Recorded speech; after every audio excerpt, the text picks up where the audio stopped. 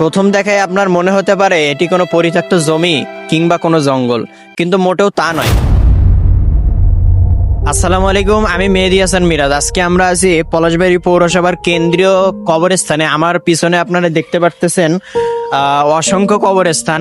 এগুলো কিন্তু কোনো অচেনা কিংবা অপরিচিত লোকের কবরস্থান না, এগুলো আপনার আমার ভাই, আপনার আমার মা বাবা, অনেকের দাদা দাদির কবরস্থান। এত বড় বড় দালান কোঠা, এত সুন্দর জায়গায় ভবন নির্মাণ করতেছি, কিন্তু যেই জগতে আমাদের সারা জীবন থাকতে হবে, সেই জগতের কি আমরা কখনো পরিষ্কার পরিচ্ছন্নতার ব্যাপারে খোঁজ খবর নিয়েছি?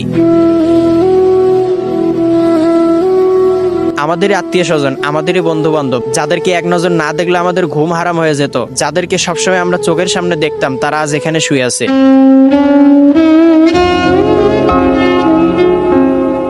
এবার হয়তো আপনার বিবেক নাড়া দিয়েছে, তবে চিন্তা কিসের?